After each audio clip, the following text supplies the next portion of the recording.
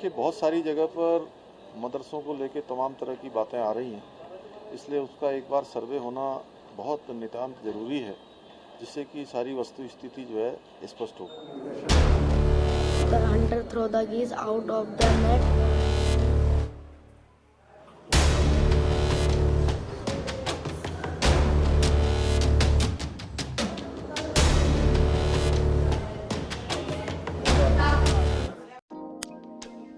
उत्तराखंड में चल रहे मदरसों को लेकर एक बार फिर जांच की बात सामने आई है। वक्फ बोर्ड के अध्यक्ष सादाब शम्स ने मदरसों की जांच कराने को लेकर बयान दिया था, जिस पर मुख्यमंत्री पुष्कर सिंह धामी ने जांच कराने को लेकर बयान दिया था। मुख्यमंत्री धामी ने कहा था कि बहुत सारी जगहों पर मदरसों को लेकर तमाम तरीके की बातें सामने आ रही है, इसलिए सभी मदरसों की जांच होना जरूरी है ताकि सच सामने आ सके। अगर आपको जानना है कि आखिर सरकार मदरसों को लेकर जांच की बात क्यों कर रही है, तो पहले हमें जानना पड़ेगा कि मदरसे होते क्या हैं। मदरसा एक अरेबिक शब्द है जिसका मतलब होता है विद्यालय। मदरसों को आमतौर पर एक धार्मिक विद्यालय की नज़र से देखा जाता है, जहां पर मुस्लिम धर्म से संबंधित शिक्षा दी जाती है। यहां पर सभी उम्र के छात्र एक साथ पढ़ते हैं। अधिकतर इन स्कूलों में गरीब मुस्लिम बच्चों को अध्ययन करते हुए पाया जाता है। इन विद्यालयों में वही लोग अपने बच्चों को पढ़ाते हैं जो या तो बहुत गरीब होते हैं या फिर अपने लड़के को इस्लाम का पूरा ज्ञान देना चाहते हैं। मदरसों में दो तरह के कोर्स पढ़ाए जाते हैं। पहला हिफ्ज, जिसको करने के बाद हाफिज की उपाधि मिलती है, और दूसरा अलीम, जिसको करने के बाद इन लोगों को इस्लाम धर्म का विद्वान माना जाता है। मदरसों में पढ़ाए जाने वाले विषयों में तहसीर, हदीस, सरिया और की मंतांग विषय शामिल हैं।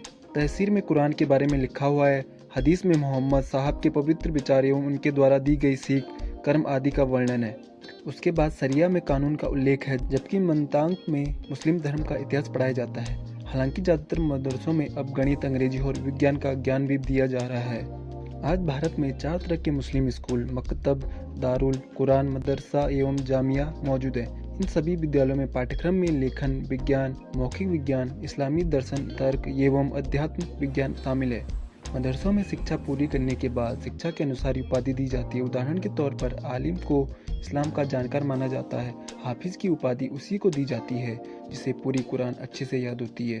वहीं मुफ्ती उस व्यक्ति को बोला जाता है जो कि सरिया कानून का विशेषज्ञ होता है।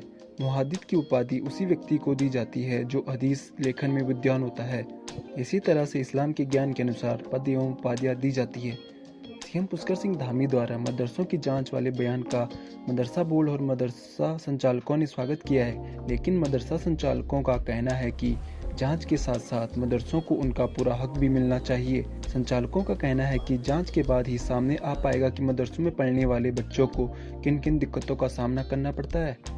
वर्तमान में उत्तराखंड में मदरसा बोर्ड के तहत 420 मदरसे रजिस्टर थे, लेकिन हाल ही में किन्हीं कारणों के चलते बोर्ड ने 5 मदरसों की मान्यता को रद्द किया है, जिसके तहत वर्तमान में अब मदरसा बोर्ड में 415 मदरसे रजिस्टर हैं। लेकिन आपको यह बात चौंका देगी कि मदरसों में पढ़ने वाले बच्चे जब बाहर किसी स्कूल में एडमिशन करवाने जाते हैं तो उन्हें यह कहकर एडमिशन नहीं मिल पाता कि जो सर्टिफिकेट मदरसा बोर्ड ने उन्हें दिया है उसकी कोई वैल्यू नहीं है।